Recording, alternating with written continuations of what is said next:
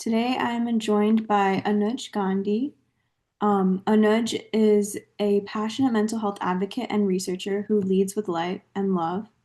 They have worked in many settings from academic research to community building to social justice activism to peer support, and the culmination of their work is the development of community driven programs rooted in education, holistic healing practice, and storytelling. He has worked as a youth mental health advocate in several organizations, including NAMI, We Are Saath, the Steve Fund, the Trevor Project, and the Mental Health Literacy Collaborative. They're also the founder of MyJyoti, a community organization focused on the healing of South Asian diaspora through community dialogues, educational workshops and events, peer support groups, and digital connection. MyJyoti's mission is to empower South Asians to discover their light and share it with others in order to break the stigma and heal from cycles of trauma and oppression. Anuj currently resides in Mumbai. He's conducting an independent research study as a Fulbright Neuro Scholar. Their project explores mental health knowledge, attitudes, and sources of beliefs in young adults and seeks to improve mental health care and itinerary by consulting with mental health practitioners and community NGOs. So, Anuj, thank you so much for joining us. You are so well accomplished, and we're so excited and lucky to have you here. And thank you so much. Thank you so much for having me. I've just been doing a lot of reflection lately, obviously, New Year 2026, and this past year, 2025, was a lot for my journey in advocacy, and I'm just so happy and privileged to be in a position to share that journey today with all of you. Thank you. All right, I guess we'll get started. I just want to start with how did you get involved in the mental health space?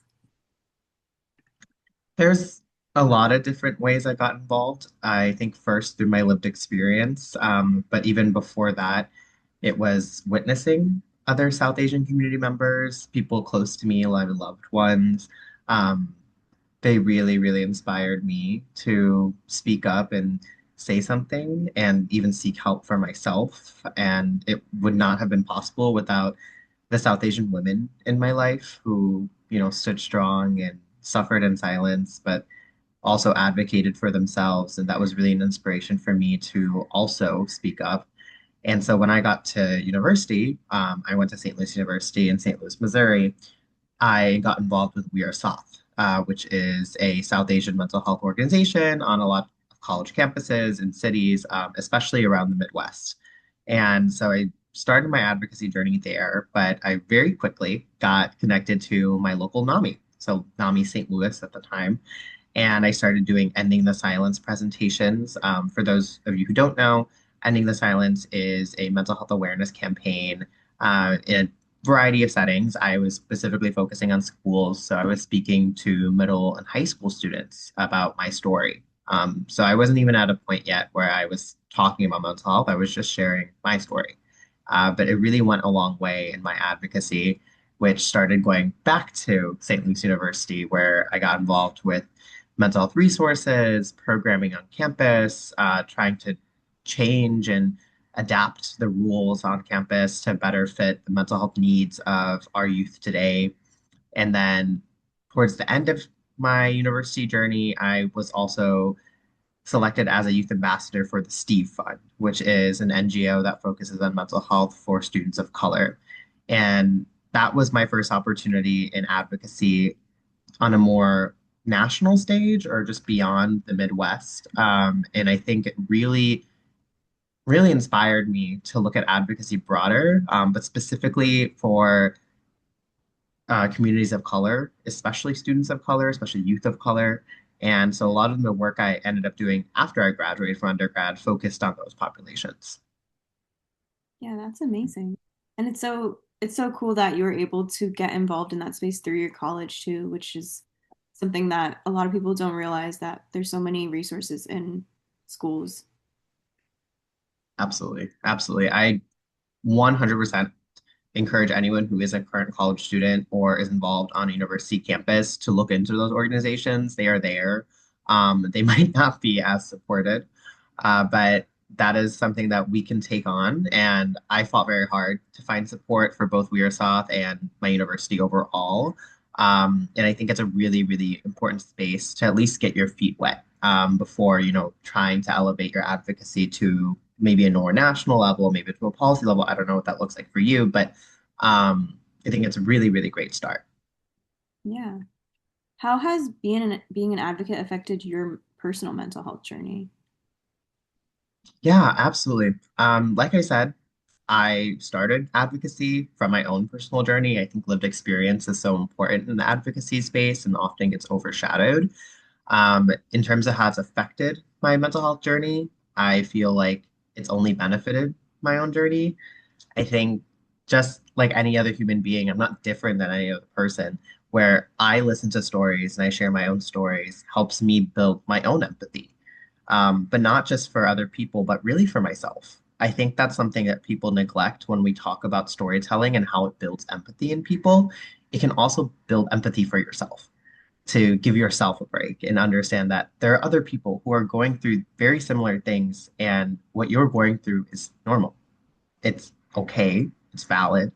And I think that listening to more stories has only allowed myself to give myself grace, patience, and it's definitely led to me practicing a lot more intentional and radical self-care. I think, especially in the advocacy space, whatever type of advocacy or activism you're engaging in, it's incredibly important to also engage in self-care. Burnout happens far too often for activists, and I think that by being an activist, it's helped me with my own mental health. Yeah, that's really beautiful. I think that's something that I've also experienced where just talking about things and being a part of NAMI has helped me like so much with my own mental health journey as well. So the way you put it was so beautiful. So thank you. Yeah. Thank you. I know you mentioned you had to kind of advocate for your mental health resources and we were South at St. Louis. Did you encounter any other obstacles when you were beginning your journey as a mental health advocate? Yes, absolutely. So many, especially as a minority in the space. I don't think it's a walk in the park.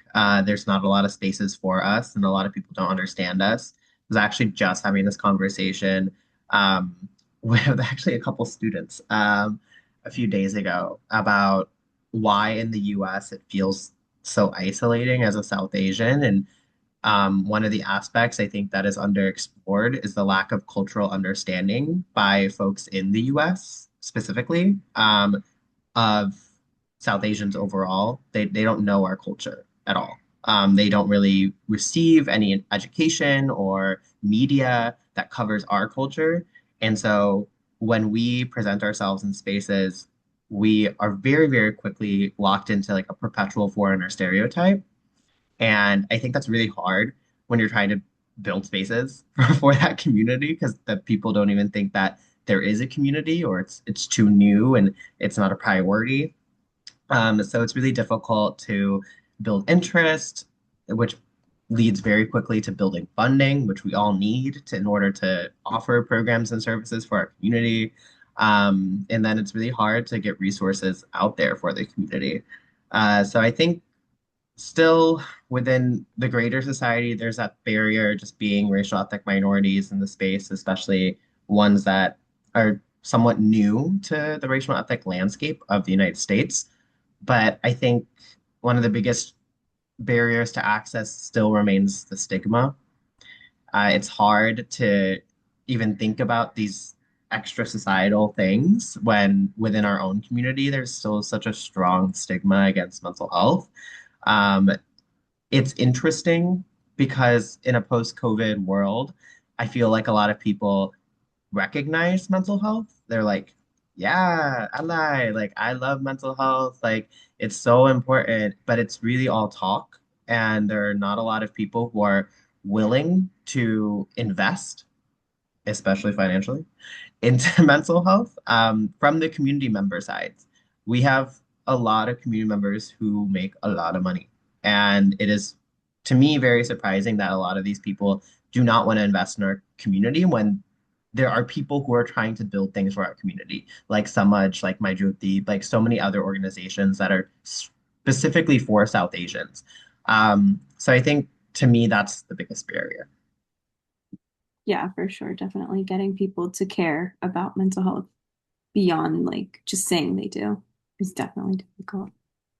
Yes. What advice do you have for individuals who are looking to like get into advocacy, looking to get involved in the mental health space, but are unsure how to start or how to, I guess, find the courage to start too? Yeah, that's a beautiful question. Like I said earlier, if you're a university student or involved on a university campus, it's really helpful to get involved in one of those organizations. I've always known them to be quite safe spaces. Um, that can be tricky for minorities too. I will say that as well. Sometimes when it's a general mental health organization and you're South Asian trying to get involved and represent your community, that is not easy. So I will also shamelessly plug NAMI. I think NAMI does a lot of great work, especially on the local level. I've always been involved with my local NAMI since I started my advocacy journey. Like I said, I did some work with NAMI St. Louis. I also did my capstone practicum with them as well, which was really, really incredible to work more side by side with them. But then when I graduated from undergrad and I moved back home to Chicago, I also became involved with my local NAMI there. And that was equally a beautiful experience working in community. And so I would really suggest that people look into their local NAMI. They offer so many different opportunities for service. It doesn't just have to be big presentations or public speaking. If that's not your thing, they will find your thing. Um, but I also think it's important before you even start that journey to try and find your own thing as well. Go into it with a little bit of intention.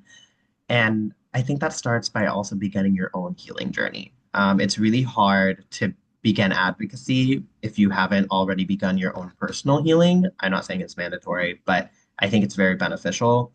And in that vein, I think it's also helpful to take some time to reflect on your own personal narrative. Where do you fit into the story of mental health? What are you willing to share about your own story? Where are your boundaries? What type of work do you want to do? What feels fulfilling to you? Like, take that time to really reflect for yourself before jumping in. Because, like you said, this can be a very courageous and brave thing to do. It's not hard, or sorry, it's not easy. It's definitely hard. So I very much implore people to take the time beforehand before jumping right in. I think it can really protect you in the long run. Yeah, that's so true. And like you said, NAMI's always here for anyone who wants to join. So much we always are willing to take in people who are hoping to get more involved. We're here for you. Speaking of NAMI, well, you were recently last year you served as a member of NAMI Next Gen. Can you describe what that was like? Can you describe what NAMI Next Gen is for those who are not familiar with it? Yeah, absolutely. Not to call anyone out, but there's also another former NAMI Next Gen member here today, which is so exciting. But NAMI Next Gen, for those of you who don't know, is a 10-person cohort of youth mental health advocates who serve as advisors for NAMI National. It's a 1-year term, so my term is up. I was serving during 2025, the calendar year, not the fiscal year. Um, we consult with ongoing mental health programs for youth and young adults, represent youth voice at conferences, media campaigns, public speaking events, and we also pioneer our own initiatives to support other youth mental health advocates who might be a little bit more early in their journey, but maybe one day can also apply and be a part of NAMI Next Gen as well. That's our goal, at least.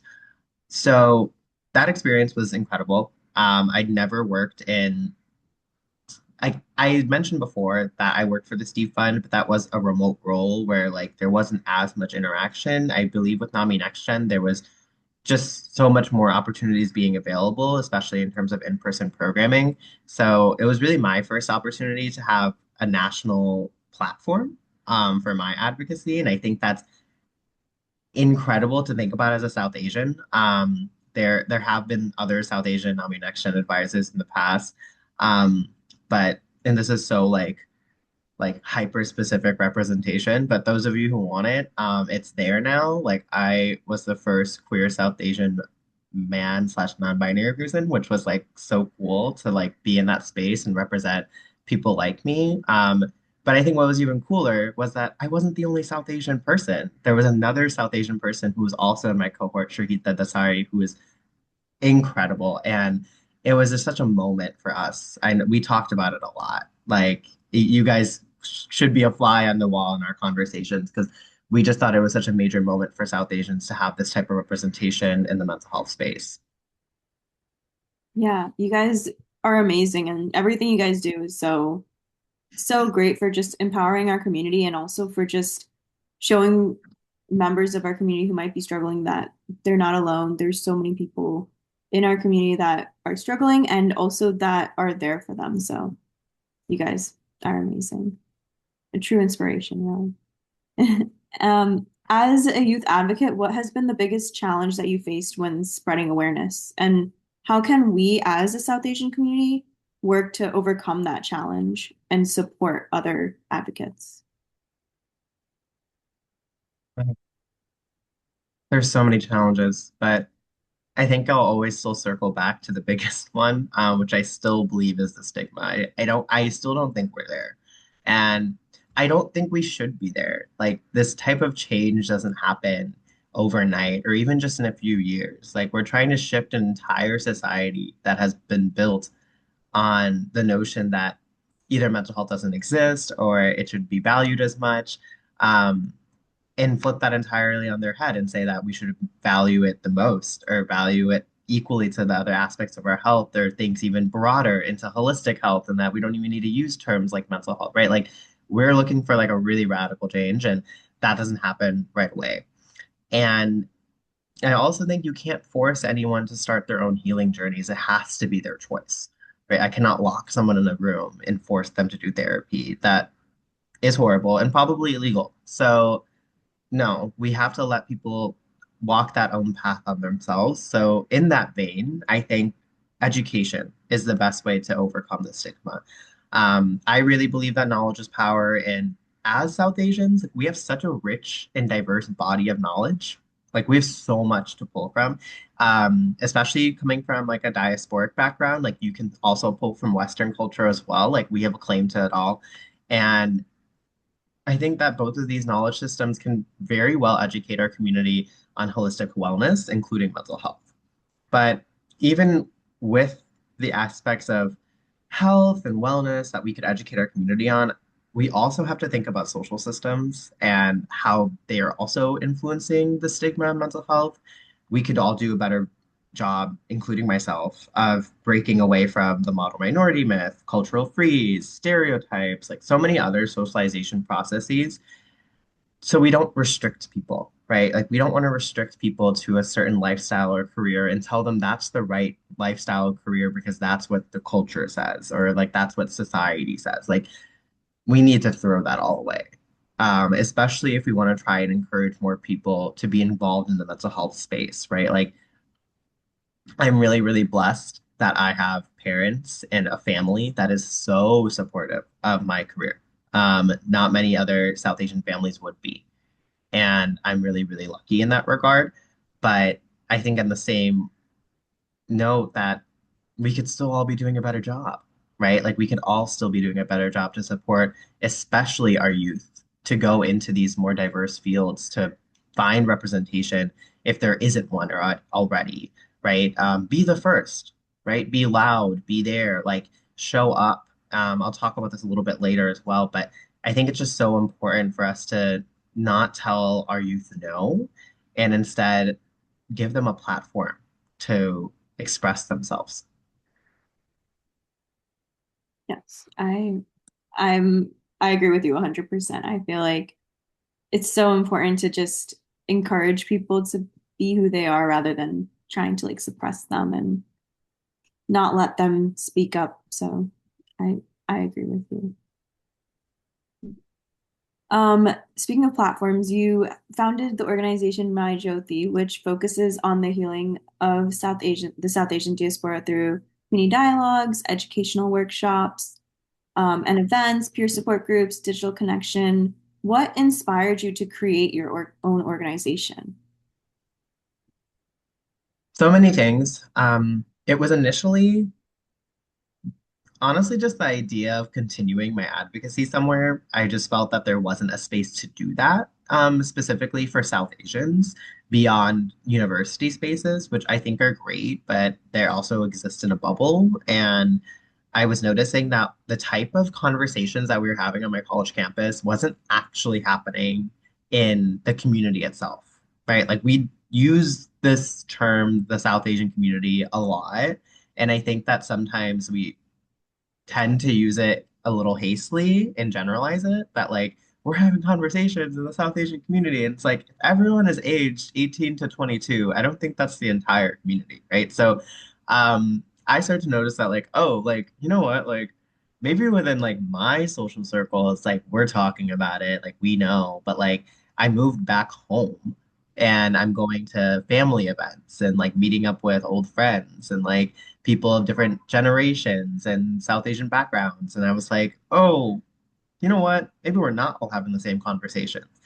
Um, and so initially, I just thought to create a platform, like you just said. I wanted to create an Instagram page that would highlight South Asian mental health professionals and advocates to recognize the incredible work that people in our community are already doing. And that really just snowballed like very quickly, very out of my hands. But obviously very much in my hands. And a lot of people were just pushing me and supporting me to do something more with it, right? Like let's host community dialogues. Let's actually have the conversation about it within other generations, within our backgrounds. So we also had partnered with NAMI and we've done Chai chats, and that was really successful.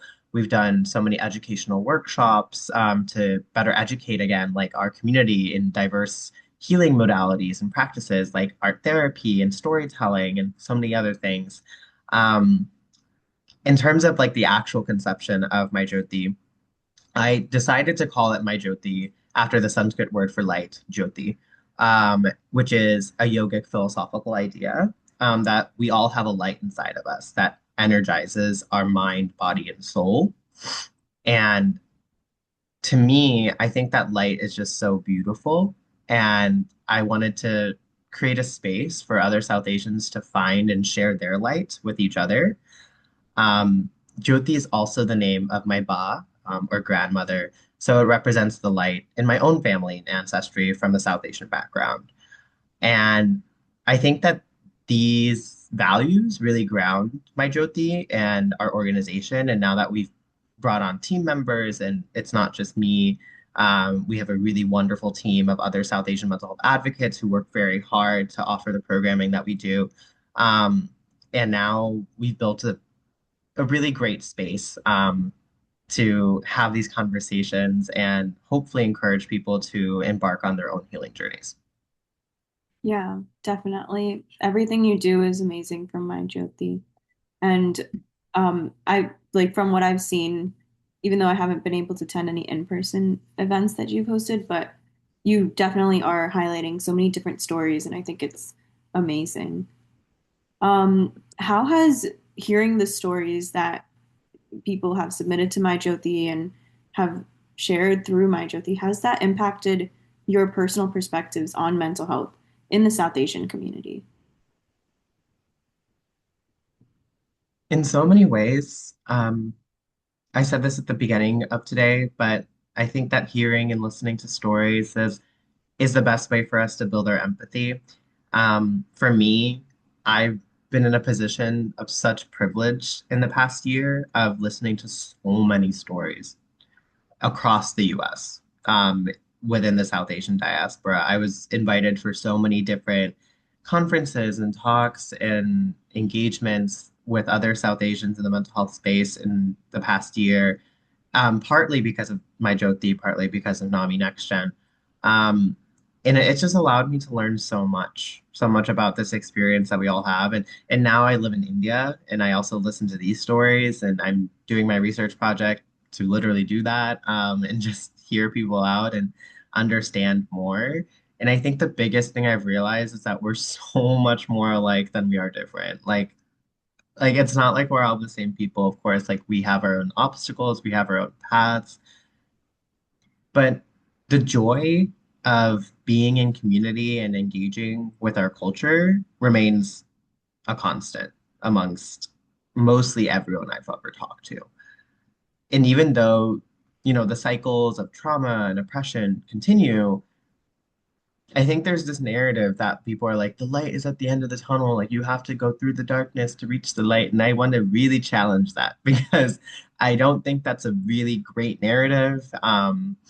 And for me, and especially in how I conceive the idea of light, I think light starts within us, right? It's inside of us. It's always been there. And it's just a matter of finding it and honing it and making it shine as bright as it can. And I think it shines the brightest when we stand together as a community. Yeah, definitely.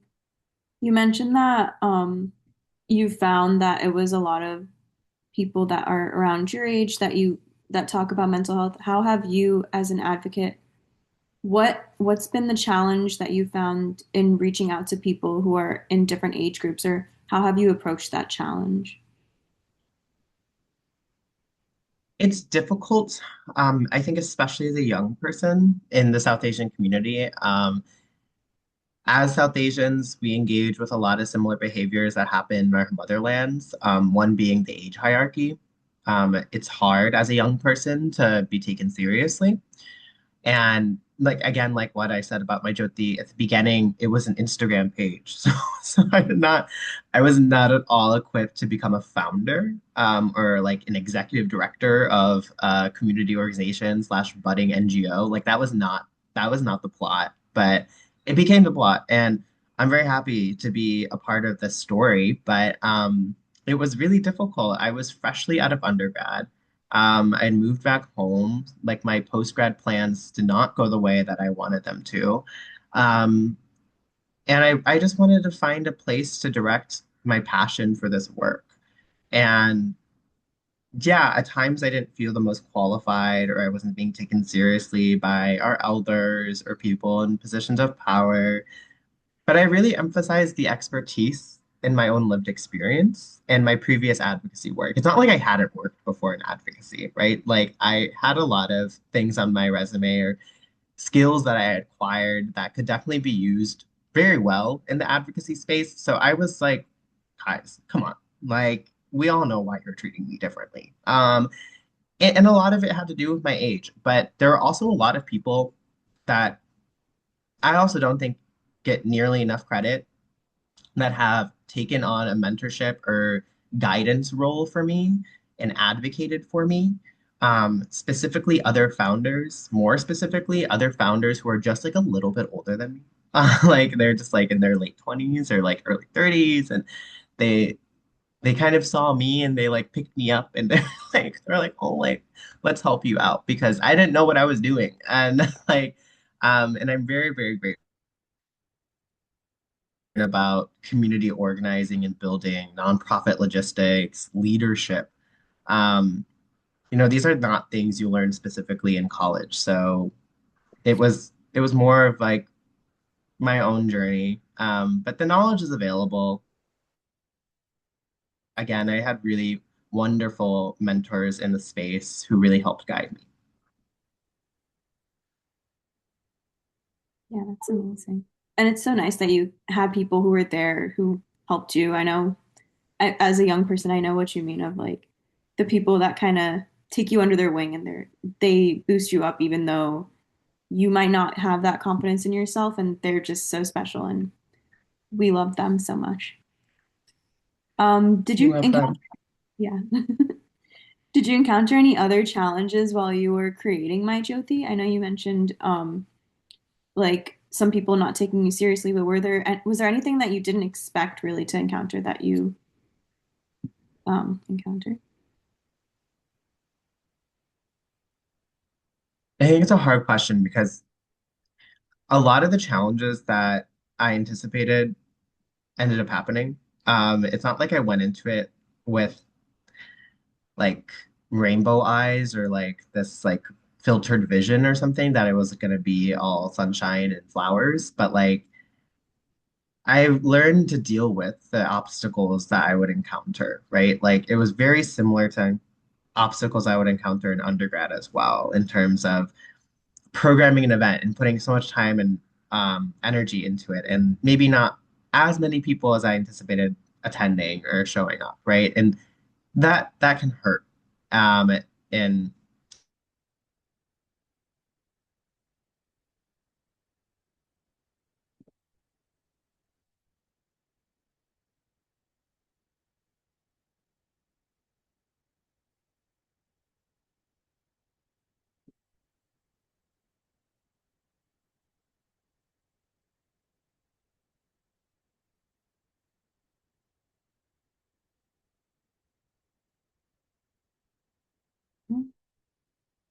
Sorry, I think that cut out.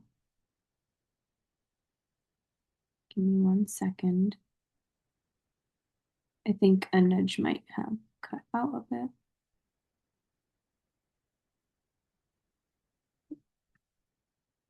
Let's see if he joins back.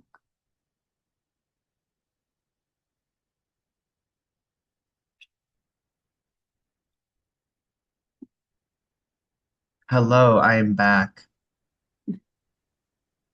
Technical difficulties. It happens. Just the nature of Wi-Fi in India. I love it. It's mostly very reliable, but there are times where it just, well, mine specifically will just cut out.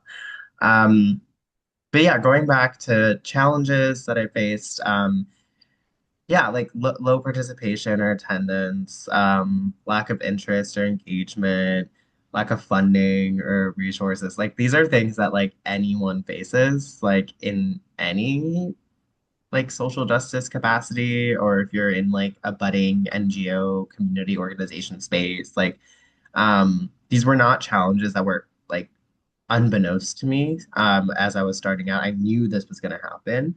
I think it was more so a matter of coping with it and learning like how to kind of work with your community instead of against it.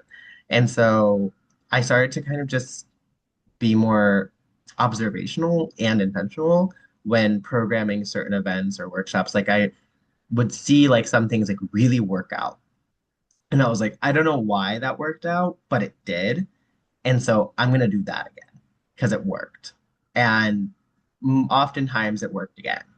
And then on the opposite end, I'm like, sometimes it didn't work. Sometimes I was like, and I really was sad about it because I was like, I really wish it works. Like, I remember we had this one art therapy workshop, which I thought was beautiful, and I was so happy that we did it. But it might have been timing, it might have been programming. I don't know what the reason was, but it didn't really gain as much traction as I thought it would. And you know, that kind of hurts. It's kind of sad. And it has nothing to do with, you know, the organizers or the facilitators, like whoever's putting on the event. There's so many factors that go into that, but I think also it's just about coping with it, processing it with that, sitting with it, honestly, being like, okay, you did this thing that you really wanted to do to help your community, and it didn't get as much attention or as much interest as you thought it would. And that's okay because you know what? You put in the work, you put in the time to do that. And that is time well spent, no matter what. And I always have a sort of North Star that, and I don't care about participation numbers, I don't care about attendance numbers, that if we can help one person, if I host an educational workshop or a community conversation and it's two people or four people or six people, like I don't care. As long as it helps one person and that person maybe goes on a trajectory of healing that they wouldn't if they hadn't attended such event, that's the biggest win in the book, right? That's what we're all doing the work for. It doesn't have to be necessarily on this like huge scale, helping hundreds, thousands of people. Like, and trust me, I've been there. Like when I was working with NAMI as part of Next Gen, or even some other initiatives that I've been a part of, we've helped so many people, and those are wonderful. I love those types of programs, but sometimes I prefer the smaller groups. I prefer to get to know the people that I'm working with, and I think that can be so rewarding. So even though, you know, those obstacles exist, those barriers exist, I think sometimes you just have to see the optimism in what, the grassroots small work can really do for people. Yeah, definitely. I agree 100%. I feel like if even if just one person has helped, it makes just a big difference. Yeah. So transitioning to your current work, you mentioned you were doing research in India. How have your experiences in NAMI and with MyJyoti and just being an advocate in college and everything, how have all those experiences been used to inform your current research? Really, this was like the culmination of everything for the past few years. This was actually my second time applying to Fulbright. So when I mentioned earlier that my postgrad plans didn't work out the way I envisioned they would, it was not getting Fulbright the first time around. And I was really close. I got alternate, and I was like waiting on Fulbright's door for like months, waiting to see if I would get promoted to finalist and get to move to India. And it didn't happen. And I ended up starting my Jyoti. So I'm like, this is like, I'm totally fine with it. And then I got Nami next gen. So like things happen for a reason. But in terms of my experiences to inform my actual research project, I've learned so much about the South Asian experience. Like I've said, like I've talked to so many people and I've understood so much more about our culture and I engage with it a lot. I'm currently doing my yoga teacher training. I train in Kathak, which is an Indian classical dance style, for those of you who don't know. Um, I I love all the jewelry and clothing of our culture. I'm a practicing Hindu. Like I could go on and on about how much I love South Asian culture. And I still don't think I know enough. And I think that coming here, living here, changed a lot of my perspectives. But I wanted to focus my study on something a little bit more tangible than just the culture. Um, I think that as NRIs, if you are Indian, if not as South Asian diasporic people, we don't know enough of what is happening in our motherlands like right now, right? There's this idea, I mentioned it earlier. If you didn't catch it, I can explain it now. It's this idea, I don't know what the actual word is called. I'm so sorry. I should know. I'm a psychologist, but like I refer to it as cultural freeze. This idea that when migrants leave a culture, they leave that culture at the certain time that the culture is existing, right? Like if your parents, for instance, immigrated to the United States in the 70s or 80s, they left what South Asian culture was in the 70s and 80s. That is a drastically different culture to what it is now, right? We're in 2026. It's been a long time. And especially like, post-COVID in the age of social media, digital connection, globalization, like South Asian culture, and I'm specifically coming from it as an Indian person living in India. Um, so not to generalize too much, but it has changed so much. And I think we don't give any of our like motherlands nearly enough credit for like how much has changed. And so I wanted to do my study on that. Like I wanted to tap in to what's going on right now. And so I chose to do my study about mental health knowledge, attitudes, and sources of beliefs in Indian young adults today about mental health to really get a better temperature check because I am honestly really sick and tired of hearing especially older generations, I hate to say it, but I will say it, older generations saying that mental health isn't a priority because like our culture doesn't say it is, or like that's not a thing in India or like another South Asian country. And I'm like, I want to very aggressively challenge that and be like, that's not true. So yeah, I just wanted to become a little bit more intentional about how I show up as a South Asian, how I connect with my culture, with my roots.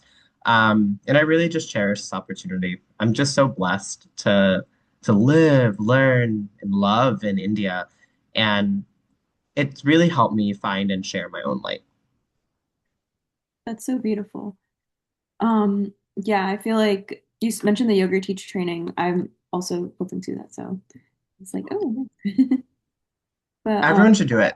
Like, even if it's just not for the actual teacher training bit of it, like so many people do it, especially here in India, just for their own like self-knowledge. And I think that's very beautiful. You could learn a lot about yourself. It's non-denominational, it's not religious. So it's just something to help enhance your own holistic well-being. I mean, I agree.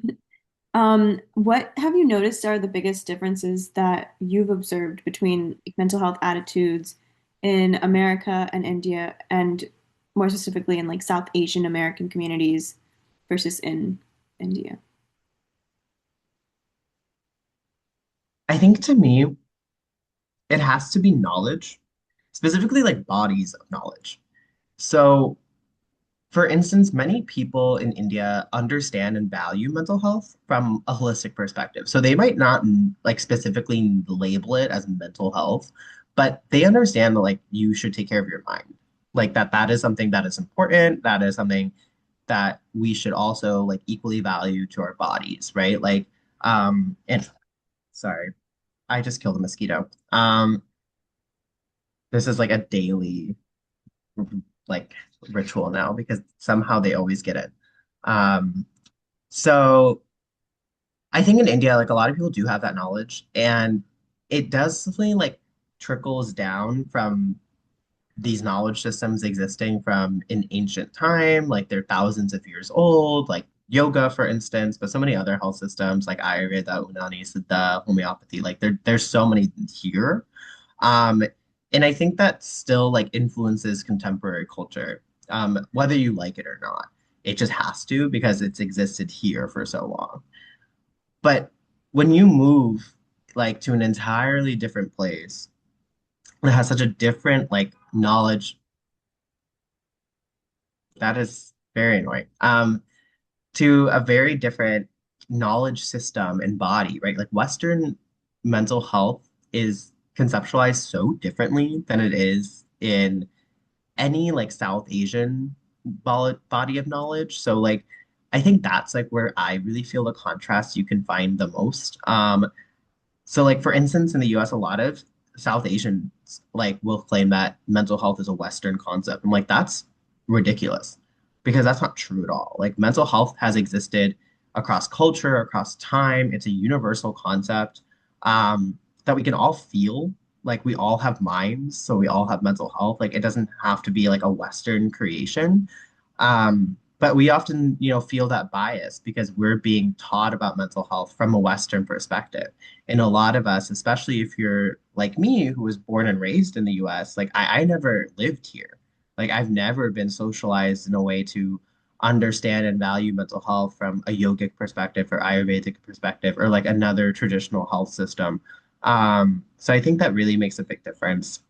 Additionally, in terms of the spaces themselves, rather than just like, the attitudes, the spaces are so different. Like in terms of like the NGOs I've visited, specifically in like larger cities in India, they offer, I think for me, what I like to think of like the dream. Like they are offering every single program and service imaginable underneath both like South Asian and Western healing systems, which I think is incredible.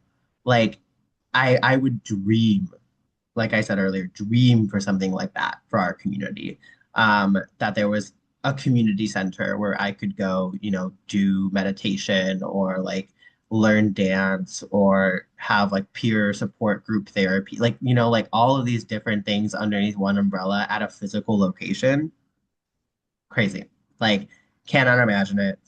I think that's easier said than done. I don't think that these organizations receive nearly as much support. I think it was really hard for them to do something like this, but I think it's a lot easier again for them to do something like that because um, they have a population that will respond to it. Like if we tried to do that in the US, a lot of people would be like, no. Um, or we would have to, kind of have to couple up with a couple other minority groups or like figure out some other way. Um, and we'll get there. I know we will. Like I see a day where that will happen for us, but it'll take a little bit more time.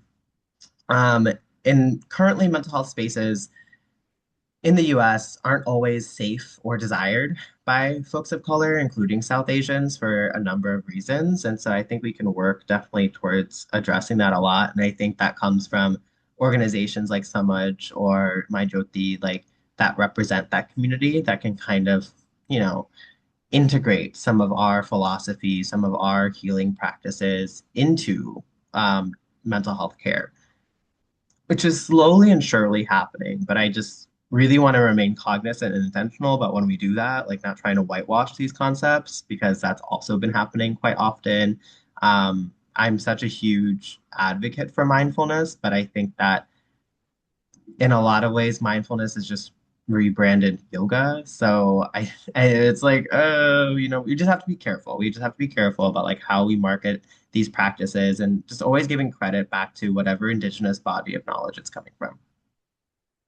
Yeah, definitely. I think that those like having an organization that has everything in one physical space that does sound really cool. And especially if it's like accessible to so many people, that would be amazing. But like I know what you mean with it'll take some time for it to happen here, but one day it'll happen.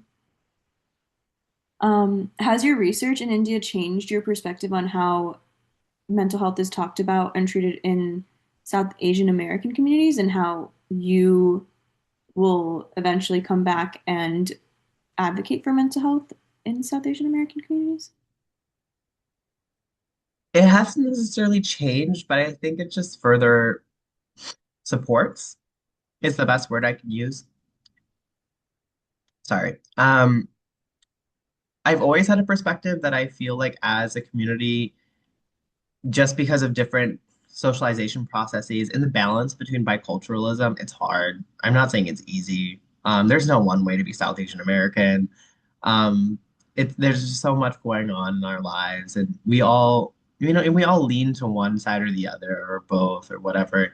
And it's hard to balance the cultures and understand who we are, right, in this very large society that is telling us to be a lot of different things. But I think the largest change in perspective that I've had, and I've had this perspective for a while, but I think it's just very reinforced living here, is there is a lack of value and respect that we have for South Asian culture and contemporary society in South Asian countries. I think a lot of us suffer from internalized racism and we it really be your own people, right? Like it can really damage our own perspective on healing and growth, and especially mental health. Um, and so the culture's changed. It's changed here, and there's no reason that we can't change it in the US, right? We're not trapped in the version of our culture from the 70s and 80s. Like we can adapt, we can move forward as well. Like we are connected now with this place, and there's so many ways for us to learn more. But I think we also just need to kind of not to quote like Hunger Games, but like realize who the true enemy is. Um but I think yes, we should all realize it. And that's why we all need to decolonize. Like colonization did a number on the community overall. And it wasn't that long ago. Like I think this is like a constant realization I have almost every day. It was not long ago, and it has really hurt and forever changed our community. And I think that we all need to start looking back, right? Looking back to what was South Asian culture pre-colonialism? How did that like view mental health? What healing systems existed for our people? And then look towards integration, right? Because we can't just deny, right? Decolonizing is not just denying Western culture. The Western culture is here to stay. It is still the dominant culture in the US. And it's not like we just have to be like, I'm gonna like ignore it. Like you can't ignore it. We have to work with it. We have to integrate with it. But that means we still have to it for our own. We still have to respect the culture that we come from. We can't be throwing around words and saying horrible things about our own people. Like our own perspective of our own wellness needs to change. And I think that when we treat mental health as a disease, as a lot of people do in the West, and we try to fix it, it doesn't work, right? Because that's not how mental health works. It is not something that needs to be fixed. we need to work with our minds. All of our minds are very unique and they're very different, right? Like, and that's okay. Like, that's just how complex the human mind can be. But when we learn to work with it instead of against it and treating it again like a disease, I think we can all experience a lot more harmony within our minds, our bodies, our souls, and the light that we all carry. That's so beautiful. I'm gonna remember that we learning to work with your mind as opposed to against it is that's so beautiful. That's really good. One last question, then we'll open it up to questions from everyone in our audience. As you move forward in the mental health field and we as a society move forward as well, what changes do you hope to see in the South Asian mental health field? And what can we as a community do to help enact that change right now? Yes, so many things need to change, but it'll happen. We have time. We have time. I'll definitely start with intergenerational collaboration and conversation. It's worked so well for MyJyoti that when we have community conversations, we've many of the time have had most generations represented, and I think that really transforms the conversation. Um, Even for myself, even so, as someone who's so involved in the mental health space, I have a degree in psychology, and like I have so much knowledge inside of my head. I always learn something new because when you interact with people from a different generation, it just really opens your eyes to the different struggles that they have and how we just shouldn't we should not write them off. Like I think it's something that a lot of young people do hastily and just ignoring the older generations and blaming them for their problems, but we all got problems. And yes, maybe right now, as a young person, you feel like your problems are the most important problems in the world, and they are to you, and that's valid. But everyone else has problems too. So, mental health is not a young person's topic. It affects everybody, and we need to be open to changing hearts and minds. Um, I also think that we need to show up. Like, I'm very tired of South Asians, again, really being active online and like in their own social circles. But we also need to do a little bit more outreach. We got to represent. And when we do, we have to be ourselves. Like we come from a culture that has beautiful fashion and beauty practices, media, like spirituality, health practices, all these awesome, awesome things. So sure, wearing like your like dupatta and like your jhumka and like whatever, like put on your jewelry, wear the amazing like desi makeup. Um, just show up as your authentic self and like show people like this is the culture and this is like my culture, especially as like so much of these fashion and beauty practices get appropriated like every day. It feels like a new South Asian fashion is being appropriated. I think it's even more important to show up as a fully authentic South Asian, whatever that looks like for you. I'm not saying you have to wear South Asian clothes or jewelry, but if you do like that, then do it. And find whatever balance works for you in terms of like what things that community members can do in order to help achieve these goals or further ourselves within the mental health space. I said this earlier and I'll always say it again. We need more investment from our own community. I'm very frustrated with many community members who are constantly telling me your work is amazing. I really respect what you do. Like that's so important. And into our fundraising campaign. So I'm like, like maybe one thing we could do is if you're not going to be invested in the work from, uh, like from service or someone like me who it is my work, I think the best way you can show up is by investing in us. And I think money does a lot for people, for our programs, for our services. And so South Asians are amongst the highest earners in the US. So why do we have no funding for programs and resources for our own community? It just doesn't make any sense to me. And the last thing I will leave with before we get into the Q&A for what people can do, I think the most important thing that you can do, even beyond giving us your money, is sharing your story. Really, it is sharing your story. You can share it on our Instagram, you can share it at a chai and chat, at Vernami, you can share it anywhere, but please share it somewhere. Most importantly, share it with your loved ones, share it with your own social circles. I think the work starts there. Um, like these spaces are wonderful and great, but share your story with the people who are in your lives and who are going to continue to be in your life, right? I think it's much easier said than done. I'm not saying it's easy to just share one of the most vulnerable parts about yourself, but I also believe that vulnerability is strength. And again, storytelling truly does build empathy. When you share your story to someone, they see who you really are and what you've gone through. And it's a very natural human reaction to care more for that person and start to understand like how those experiences and situations can be applied to other people, right? Like when you learn a story from someone of them struggling in silence, oftentimes now you'll be like, I wonder who else is struggling in silence. Maybe they're struggling. Maybe I shouldn't give them as much of a hard time. Maybe I should try and hear them out, right? Like, I think there is a ripple effect that happens there.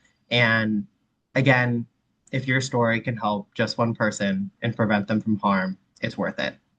It's my North Star, and it will continue to be. I've seen so many South Asians, unfortunately, suffer in silence. I've also lost some to suicide. And I think enough is enough. This work really does save lives. I think that's why it's so important. And your story matters. Yeah, that's so beautiful. Um, all right, opening it up to everybody. I see we have some questions. Suleep says, how do you deal with marriage and career stress? Um, I'm gonna assume like stress or pressure to get married, pursue ideal careers within the South Asian community. Yeah, absolutely. I will first preface that I'm not a licensed mental health professional, so this is not at all professional advice. But I think dealing with marriage and career stress is a very normal experience for most South Asians, especially if you're in your 20s. And I think it's just finding out whatever coping strategies that work best for you, right? Is it going on a walk? Is it meditating? Is it listening to music? Is it knitting? Like, I think the best thing that people can do for themselves is picking up a hobby that is also a coping mechanism and practicing it with consistency and accountability, hopefully, maybe with friends. Maybe that means like you set up like a crocheting workshop once a week and like that's your time to like process and heal. Um, I think beyond that, we all got to write it about it or just talk about it or get it out of our bodies, right? Like that stress, even if you do your coping mechanisms to process and heal, it's still there. It's still in your body somewhere. And I think that there's many ways to remove it. That could be talking, like I said, or writing. That could also just even be somatic movement, right? That could just be moving your body and allowing it to actually leave it. Um, I think there's such beautiful power of movement and healing, and I don't think we take it that seriously. Additionally, I would say, what are your stressors, right? Like what is actually happening in your life that is causing you to be stressed? So trying to identify those and maybe confronting them and seeing if there's something to be done there. If there isn't, then knowing that they're there and when they do come up, that you have the proper, again, coping mechanisms to better process and heal.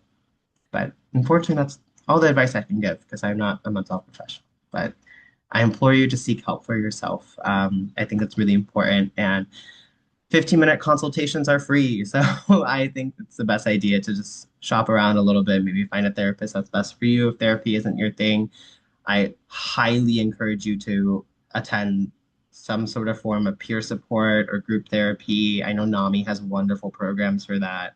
Um, so yeah, wishing you the best on your journey. So we do have support groups with Samaj too as well on the first Thursday of every month. And then we have in-person support groups on the third Sunday of every other month, if I'm not mistaken, but that information is on our newsletter and website as well. Um, and we also have social support groups, which are more casual too. If you don't want to go to the support group, you just want to kind of test out so much, see how you vibe with everybody, you can do that too. We have another question. How do we continue to have an impact on breaking the walls of stigma? Oh, thank you for your question, Shayla. And sorry earlier, Subhadeep. Thank you for your question earlier. Um, it's so hard, right? Because I've been trying to tackle the stigma for like 5, 6 years now, and like it's central core of my work. Um, and so how do we continue to have an impact? I think it's just continuing the conversation, right? I think it is a ripple effect. And I love it. 25 years and it's still here. Like, and it's probably still going to be here 25 years from now. So, like, in just a different way. And I think the best way that we continue to have an impact is, again, that ripple effect. So, one piece of advice that I got from another mentor in the space was looking at programming, especially when it comes to conversations around mental health. You can start smaller than you think you want to, right? Because again, like we keep thinking like we have to have like the biggest conversation. I argue we need the strongest conversation, which ends up most of the time being with less people. But we can again scale out, right? It's the first conversation I am planning to have around mental health in the South Asian community. If let's say I invite 4 people, so there's 5 of us total. We have a conversation. It's lovely. It's great. Now, for the next, oh, it did the automatic hand raise. I didn't know that was a thing. That's so cool. Yeah, it's incredible technology. I have no idea how it works, but it's incredible. So you invite, I have 5 people total. And so then the next time you do a conversation, instead of just like, putting it on blast and just being like, invite anyone, let's maybe be a little intentional and like kind of scale slowly. Um, and so ask each of them to invite one of their friends, right? And so then now you have 10 people easily. You just doubled your numbers, but not just doubled, you've also brought in people who are open to this conversation that are friends or family members of one of the people who's already had a conversation about it. And so that next conversation probably will go very well. And then you do it again and again and again. And then maybe after you hit like 20, 25, 30, then maybe you start putting it on blast and being like, maybe we should really open this up. And I think that really works. I think it really helps people learn more and then right. But those still like first like 4 other people were still random people to each other. Like those 4 people have no connection except for the connection to me, right? So like they're still learning different backgrounds, different experiences, different perspectives, and then it's just gonna keep going and going and going. Suba says, in my experience, we can slowly break the stigma. Yeah, by talking about it in family and friend groups and expand. Exactly. That's exactly what I'm saying. Like, start small, then expand it. I think also just being really visible. It's again kind of like a I'm tired situation, but I am tired. I'm tired. I'm tired of South Asians. Again, like within maybe a small conversation with me will be like, I really respect what you do. And I'm like, you never talk about mental health though, like on your own accord. And you can. Like you have that opportunity. Everyone does. So I think we also need to be very visible. If you're a mental health advocate, make it loud, like declare yourself, right? And yes, that might involve some societal backlash or pushback, but I think that's a sacrifice that we all need to become more comfortable in taking. And if we really do care and value mental health in our lives and want the rest of our community to understand that value, we have to be very clear about it. Be like, I support mental health. I want to talk about it. Like, I'm open to talking about it. And I think one of the biggest reasons you can be visible because then maybe someone who isn't quite there yet might reach out to you. It's happened to me multiple times where I've had people all across the world reach out to me via Instagram because they see how loud I am on Instagram about mental health and advocacy, and they think that I'm a safe person to talk to about it. And I'm so happy that happens because that's just more evidence of a ripple effect of it spreading, right? And so, yeah, start the conversation small and make yourself visible. Yeah, I love that. Making it, taking baby steps pretty much just to build the community and build the conversation. Yeah, Um, absolutely. yeah. If anyone else has any questions, feel free to pop them in the chat. Um, let me see if there's anything I missed. Don't think so. I guess another question is, do you have any advice for individuals who are affected by mental illness and are looking to get involved in either the mental health space or just get involved in terms of just reaching out? Do you have any advice for those individuals? Yeah, similar to what I said earlier, I think taking some time to reflect first. Um, I think if you're already living with a mental health condition or struggling with your mental health overall, that's all already a very difficult thing to do and live through. And if you want to make that jump to advocacy and you want to get more involved, I heavily applaud you and encourage you to do that. But I also think that you should do it when you feel the most safe and comfortable with your own mental health. It's not always the most liberating experience in being in the advocacy space. I know I said earlier, for me, it has been liberating, but that also came with years of putting myself out there and becoming more used to being a public advocate. But it was not easy in the beginning. It was quite difficult, actually, putting myself out there, being vulnerable. And a lot of times it can end up being triggering or re-traumatizing to constantly talk about your story over and over again or being asked questions about it, or even just being in spaces where other people are sharing their stories and that might remind you of your own, right? So I think the biggest thing you can do is heal as much as you can, take as much time as you need for reflection to set the best intentions possible when doing your advocacy and understanding like where do you fit into the picture as well, right? There's a lot of different types of advocacy. I've only named a few. Um, but for instance, I don't do policy work. That's not my thing. I have so many friends in the space who do. And when I have some policy idea or if like I'm interested in it, I'll go to one of them and be like, what do you think? But that's not my thing. But it might be your thing. So look into it, right? Look into if policy is the way that you want to get involved. Maybe you want to get involved more on the program level, right? Like what if you wanted to develop a program for South Asians to heal? And so you could work with a local NGO and like build a program out, and that's your advocacy. Maybe it is storytelling and sharing it publicly and becoming a public speaker. Like that's also an avenue of advocacy.